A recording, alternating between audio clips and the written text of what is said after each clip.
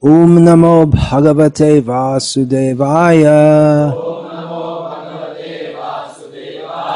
Om Namo Bhagavate Vasudevaya. Om Namo Bhagavate Vasudevaya. Don't be foolish.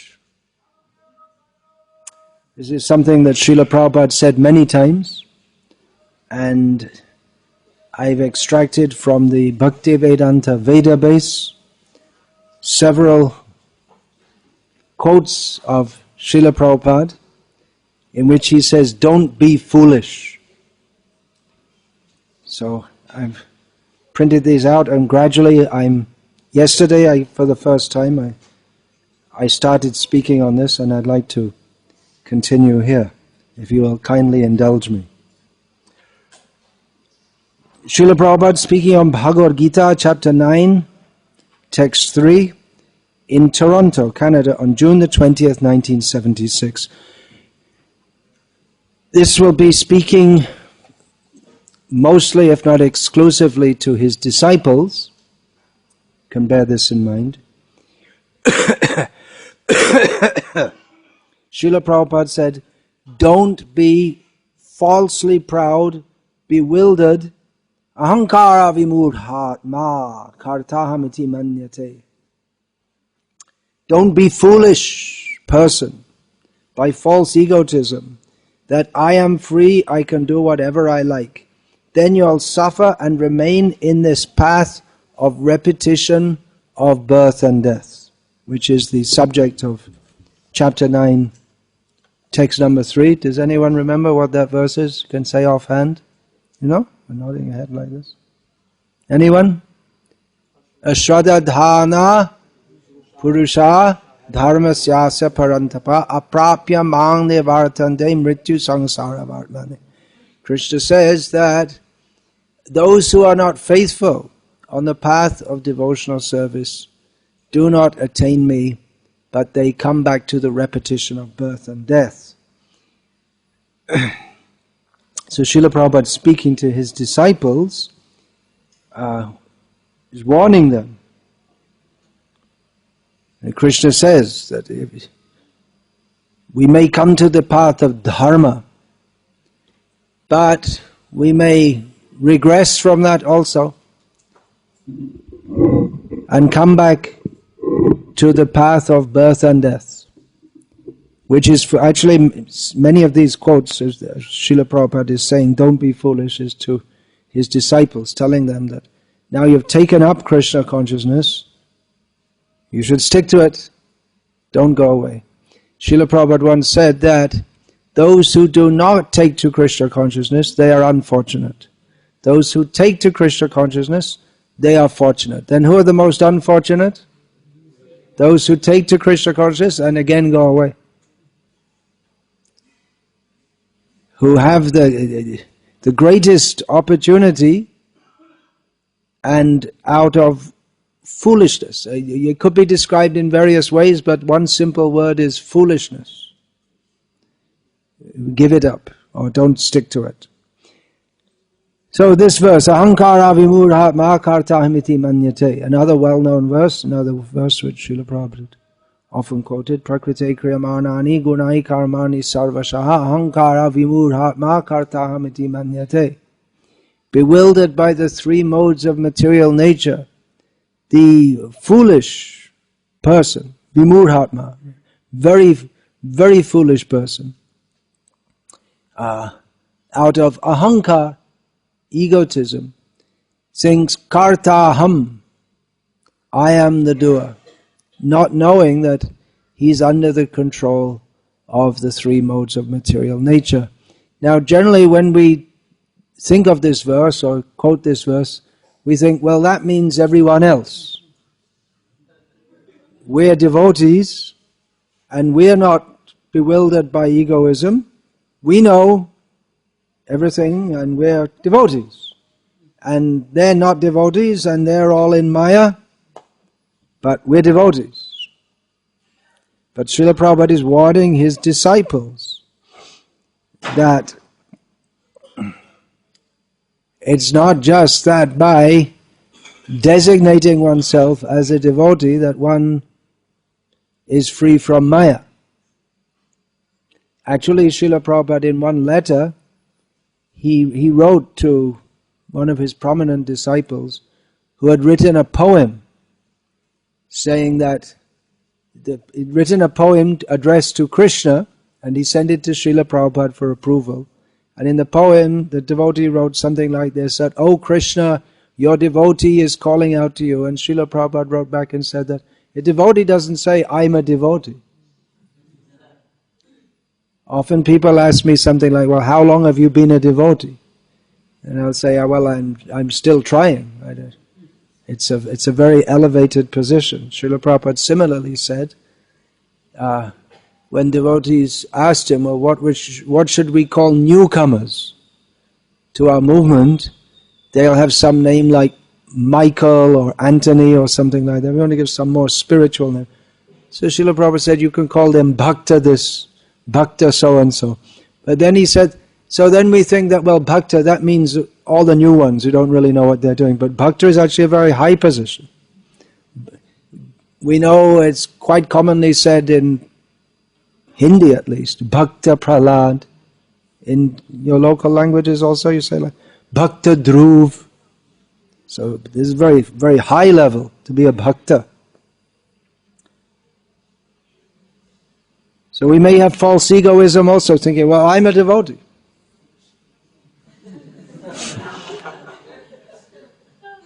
But as soon as one thinks that I am already on a high platform, then immediately we come down to a lower platform. It's a great conundrum that Chaitanya Mahaprabhu, he also said this Sarvotam hoya apanake mane tunadham. This is it's a Bengali rendition of the part of the Trinadapi Sunichena verse. That Sarvotam, being the topmost, even being on the topmost platform, great devotee thinks, I am lower than the grass.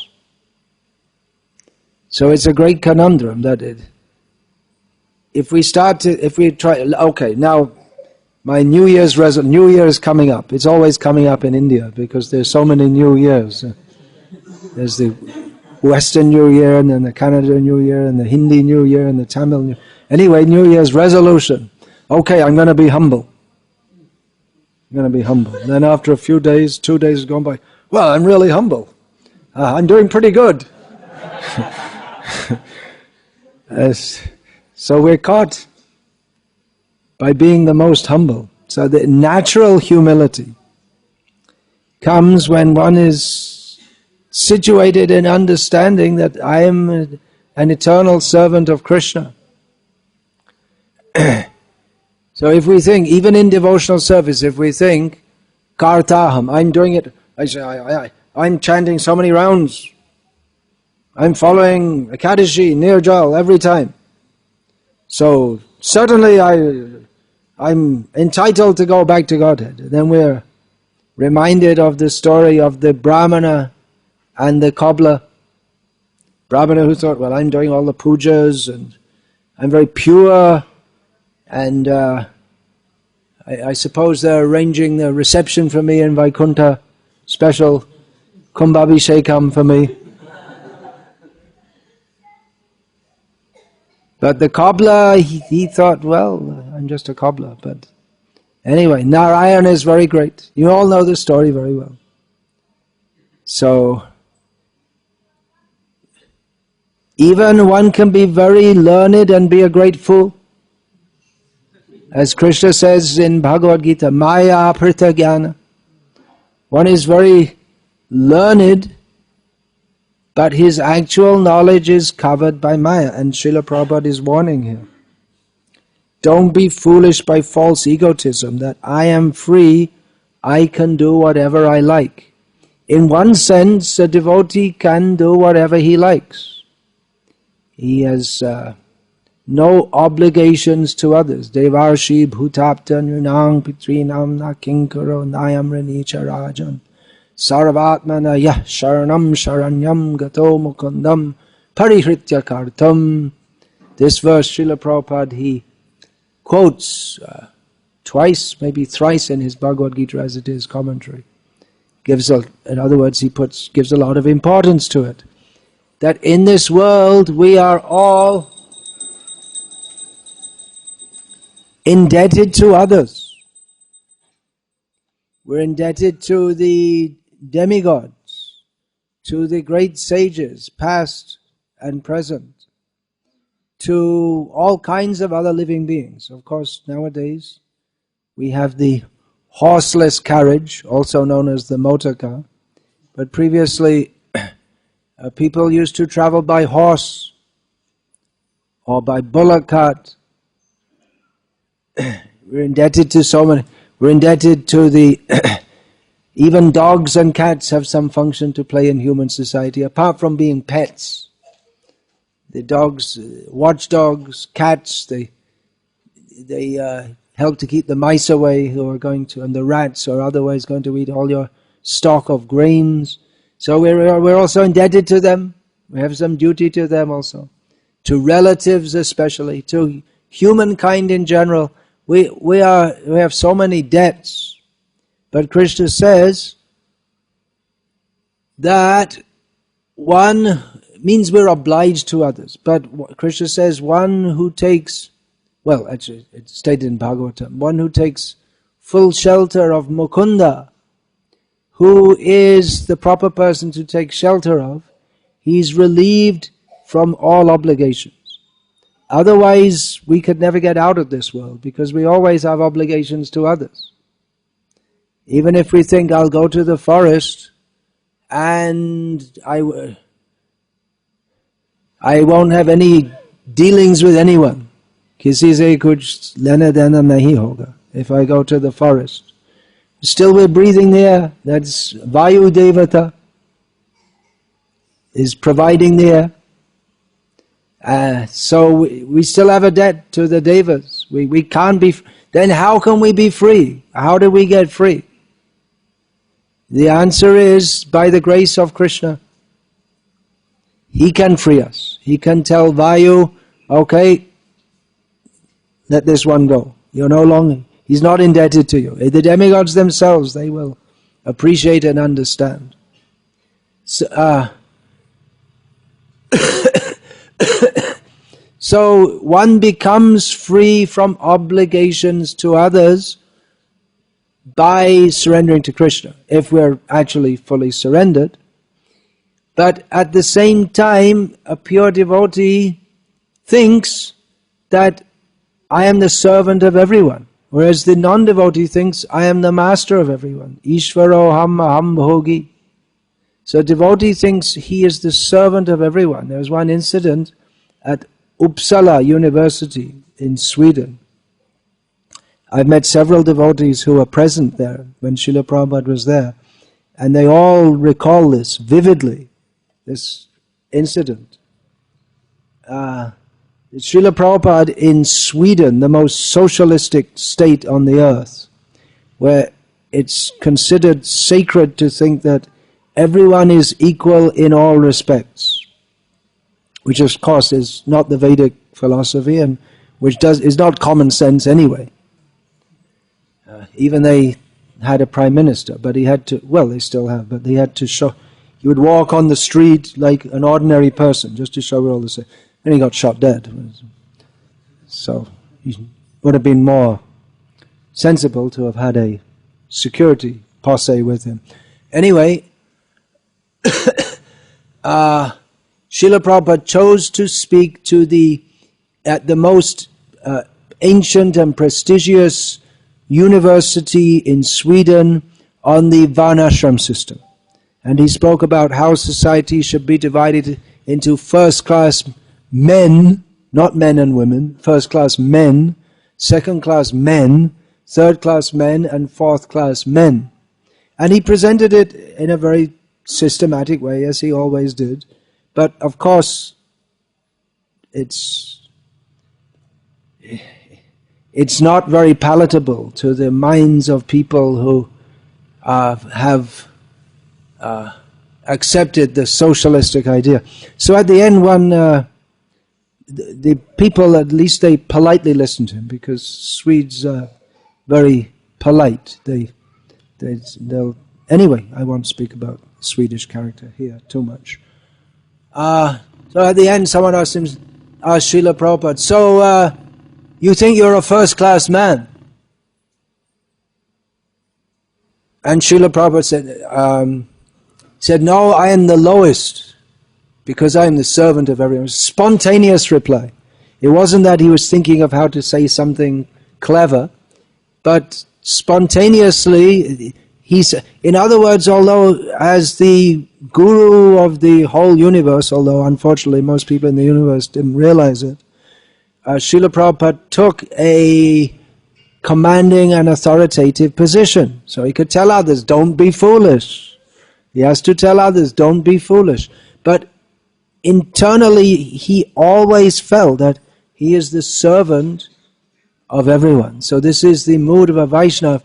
But if we think that, well, now I'm a Vaishnava, so I'm free, I can do whatever I like, I'm not obliged to anyone, Krishna will protect me, so I can do what I like, then that's the material disease. The material disease is to think, I can do whatever I like, and no one can touch me. We like to be in that. If we're not in that position, we'd like to be in that position. Which is, I suppose, one reason why these computer games are very popular, in which you can take the role of not just world conquering, but conquering the universe, and all amazing creatures come out and you zap them or whatever with your... I don't know exactly, because I've never actually seen a computer game at work, but something like that, the games of conquering the universe. It's all fantasy, make-believe. And a few people in this world, they can do so to some extent, even in this very life. They can be the head of a country, dictator of a country, but it's anischitam. Anischitam means it's, how do you say, not fixed. But actually it is fixed that you won't stay there very long. There was Saddam Hussein in Iraq, so powerful, and then he was killed. There was this Gaddafi in Libya, dictator, controller, he was killed. And some may last up to their death. Tito, you've probably never heard of him, he was in Yugoslavia. He survived, he wasn't assassinated. But where is he now? We don't know. He's not there. Whatever jiva was in that body is not the head of a country anymore. Or by the grace of the material energy, in another way one may become the leader also. This idea that I'm the boss, I'm in control. Someone may have a little punya so that they can take the position of a leader, but they may also have some papa mixed with that. So in a group of dogs running around in the street at night, they're all running 10, 12 dogs, and one of them is the top dog. The other dogs, they're afraid of that one. Or you see the cows. There's always the queen. She's in charge. Is it Tejas Prabhu, you know about cows? There's always the one who, she's the best. Everyone knows. She doesn't go at the front, but everyone knows she's the top one. So these are games, little games, children's games. Unfortunately, when people become adults, they don't become any more intelligent unless they're trained in spiritual knowledge. Children play games of computer games. They go on playing them when they grow up, or they may not just do it in some computer, but they may do it with real people. It's sitting in some army headquarters zapping people on some other part of the world and just blowing them to pieces. What a feeling that must be. Got this computer program and doing this and latest news. What's the latest score? We killed 23 terrorists. They're all terrorists. Whoever we killed, they're terrorists. So this feeling, I'm in charge, I'm the boss, I can do what I like. This is the illusion which binds us in this material world. Or even if we're not in charge, there's the hope in future. In future I will do. Even if we accept that there is reincarnation, we may think, well, I didn't make it this life, but next life. There's always some hope. Srila Prabhupada in Japan, meeting the executives of the Dai Nippon printing company. They had a round table, they were meeting to discuss the price of the books that Srila Prabhupada would print with them. So they all gave their visiting card, their business card. And after the negotiations were over, they left one junior executive to look after Srila Prabhupada and his party. So Srila Prabhupada immediately began preaching to him by saying to him, what is your goal of life? And in reply, the junior executive gathered all the business cards that were put on the table and put them in order, with the head of the company's card on top and his own card, which was there, at the bottom, because that was the order. He put, first of all, the president, the vice president, the second vice president, and then his was at the bottom. And then he took his card from the bottom and slapped it on the top. That is my goal of life.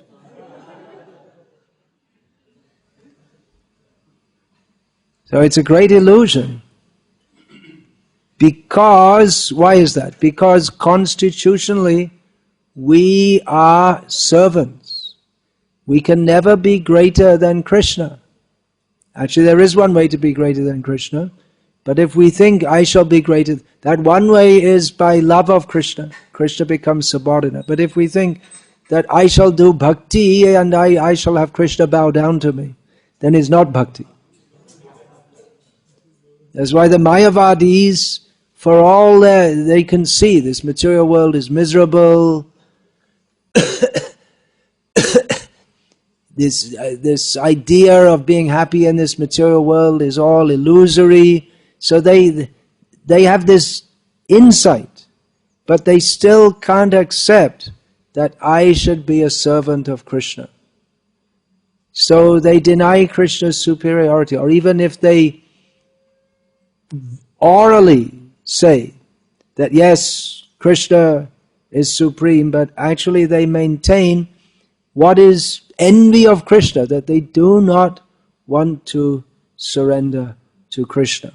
Ahankara vimurhatma, Krishna says. Bewildered by egoism, people think that I am the doer. But Krishna, Krishna himself says, he is the doer. In the Chaturvanyang Maya Shrishtam Guna Karma Vibhagashaha.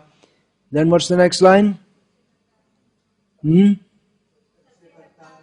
Tasya Kartaram Apimam. I organize this. I am the real doer. Aham hi sarva yagyanam bhukta cha prabhurevacha. Krishna is the Lord and the enjoyer of all. Krishna is supreme. And then we move Avajananti mang mudha manushintanam ashritam. It's all linked together.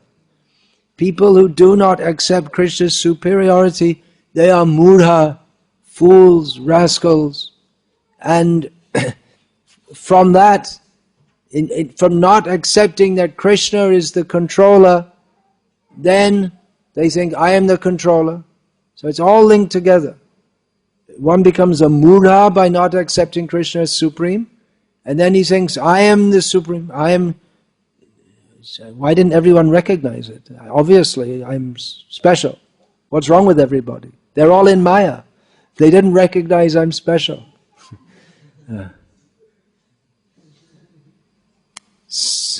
It's all linked together.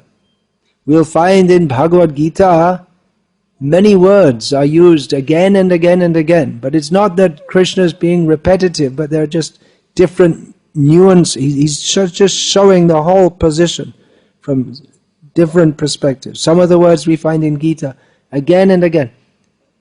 Prakriti, Purusha, then Sattva, Rajas, Tamas, Guna, Dharma, Atma, Prabhu, Bhokta, Bhogi, all these words. Yoga, Dharma, these words come again and again and again. Atma, did I say Atma? That word, of course, comes again and again. Deha. So all these points are explained by Krishna in Bhagavad Gita, but getting free from this ahankar, thinking I am the doer. It may be that we've even taken to devotional service, but this mentality comes with us. Actually, when we take to devotional service, it's supposed to be Diksha Kale Bhakta Kare Ata Samarpan. At the time of initiation, it means we're supposed to surrender to Krishna. But what actually happens is it's a gradual process. That's accepted. That's why Ado Shradhatata Sadhu Sangha Atha Bhajana Kriya. It's a gradual process. So it's understood that it's not that immediately when we take the devotional service we become fully Krishna conscious and give up all attachments to this material world. Which is why Srila Prabhupada, speaking to his disciples in 1976, when several of them may have been already hearing from him for several years, he's still stating, don't be foolish. Don't think, I am the doer, I am free, I can do whatever I like. Don't think, well, now I've taken devotional service, so I'm not obliged to anyone. Well, in one sense we're not obliged to anyone, but we are obliged to Krishna. And we're obliged, actually we are obliged, but in a different way. They're not obligations that bind us to this material world, but we're bound to other living beings inasmuch as we're supposed to see them in relationship to Krishna. And then Advaishta Sarva Bhutanam Maitra Karuna Evacha, we're supposed to behave without envy of any living being, with friendship and compassion. Otherwise, if we only worship Krishna, we think, yes, there's Krishna and there's me, and that's all. Then that is on the neophyte platform. Archayam eva haraye pujasya shradhaye hate na tad bhakteshu chanyeshu sabhakta prakrita smitaha. The description of the prakrita bhakta, or neophyte devotee, is that he worships Krishna very faithfully, but he has no feelings for or regard for other devotees or for any other living beings. So that term is used, prakrita, which it's an unusual, it may seem unusual because the devotee is aprakrita. Prakrita means on the material platform, and devotee should be beyond the material platform. That Mahatmanas tumang pada daiving prakriti mashritaha. Those who are surrendered to Krishna, they're under the protection of the divine energy, not the material energy, because bhajantyananya manaso gyatva bhutadim avyayam. Understanding Krishna to be transcendental to this world, such persons worship him ananyat, with undeviating, unflickering, just only Krishna, ananya, only on Krishna. But there may be others who are worshipping Krishna, but it's not ananya, because they're keeping their own egoism. Full worship of Krishna, bhajantya nanya manaso, worshipping Krishna fully, undivided, but that means to see Krishna. Krishna is not alone. Krishna is with his energies, his devotees. So it doesn't mean just me and Krishna. But to worship Krishna undeviatingly means to recognize there are others also. who are also parts and parcels of Krishna, who are also dear to Krishna. And we should not neglect them or try to, in the name of devotional service, to dominate them, the same disease, to try to dominate others. And again, it's a conundrum, because in devotional service, someone has to take the position of guiding others. But then if this feeling of mastership, prabhutva, or in Bengali that's called Thakurali, if thinking I'm the boss here, everyone should obey me. If that mood comes, instead of thinking that I am the servant of the Vaishnavas, then we should listen to what Srila Prabhupada says. Don't be falsely proud, bewildered. Ahankara vimudhatma kartahamiti manyate. Don't be foolish person by false egotism. That I am free, I can do whatever I like. Then you'll suffer and remain in this path of repetition of birth and death. So, Hare Krishna. I'm going to finish there because I'm supposed to finish at 8:45. So, is there any question, please? Yes, please.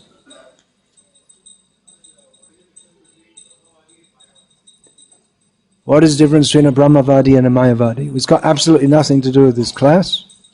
It's a good question, but it's got nothing to do with the class. Is there any question on the subject of the class? Please. I mean, I did mention Mayavadis, but it's not really on the subject of it. We came to know that we should not be foolish. Okay, that's the beginning of not being foolish, is to understand that we shouldn't be foolish. That's a fact. That's a fact, because most people don't realize that they're foolish. How to not be foolish? Listen to Prabhupada. He'll tell you, don't be foolish. And he'll tell you what it means to be intelligent and what it means to be unintelligent. Intelligent means, the beginnings of intelligence means that we should understand who we are and what we're supposed to be doing.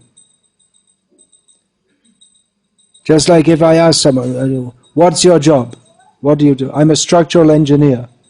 So what do you do? I don't know. I'm a heart surgeon. How do you operate on hearts? Well, I don't know. You want to go for an operation with a heart surgeon like that? Not very encouraging, is it? So we should know who we are and what we're supposed to do, and then do it.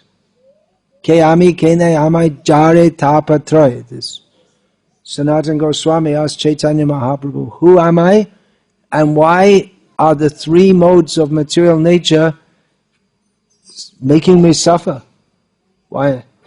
So the beginning of intelligence is to ask this kind of question. Atato Brahma Jignasa. To inquire into the nature of ultimate reality. Without that, then parabhavastavad abodhajata yavanna jignasata atma tattvam. As long as we do not inquire into the nature of atma tattva, who am I? What is the ultimate? Who is the ultimate atma? Then abodhajata, we're born foolish and we remain foolish. And we're defeated, means that the human life is meant for becoming free from birth and death, but we lose that opportunity. About Nityananda Prabhu, Lochanda sings. What is that? Heno avatar ja rati nahi bhelo, Lochan bole shai papi elo or gelo. Speaking about Nityananda Prabhu, Lochanda says that such an avatar who's so merciful, such a person who has no feeling for him, what can we say about them? Elo or Gello. They came and they left. Means they born and they died. Their whole life is a complete zero. That's all. Like on this ECG scan. It's flat. Means dead. So nothing. But But what do you mean? He was a great industrialist and founded so many companies, and his obituary was in all the papers when he died, but without Krishna consciousness, zero, meaningless, unintelligent. In the beginning of Shukadev's Goswami's instructions, beginning of second canto, we'll find Munaya Sadhu Prishta. No, that's in the first canto. It's the same thing in the beginning of this second canto. Sutta Goswami said to Shonaka Rishi, good questions. And then Shukadev also said to Variyanesha Te Prashna. Shukadev also said to Parikshit Maharaj, good question. And he went on to describe all the stupid people who don't ask good questions. They are nidraya hriyate naktam vyavayena chavavayaha. Divacharte arajan kutumba bharanenava. Shrotavyadini rajendra nrinang santi sahasrashaha. Apashyatang atmatatam griheshu grihamedim. People don't ask proper questions.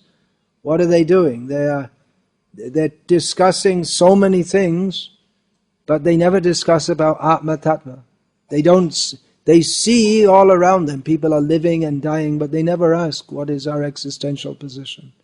They're busy daytime working hard to support their family, and at night in sex and sleeping. This is foolishness. So if we hear Srila Prabhupada and study his books, we should become non-foolish. But as Prabhupada says to his disciples here, don't be foolish.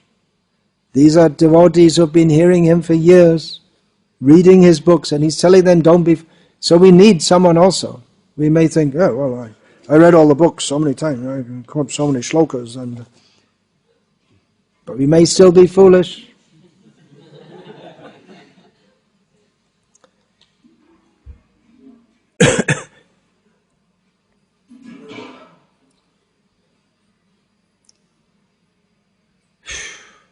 It's good to have someone to tell us, don't be foolish. It's, of course, in polite society, we don't say things like that. But if we simply want to be polite, then we may be polite life after life. But sometime we have to accept someone coming to us and saying, you damn fool rascal number one. And wake us up. Don't be foolish.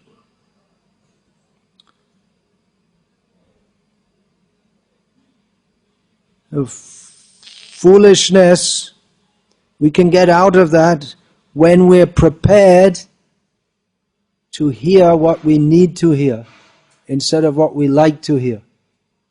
And prepared to understand that even though like Sanatana Goswami, big scholar, prepared to submit himself. He submitted himself. Ke ami amai jare tapatrai. What's the next line? Ehana hijani? Something like, I don't know this.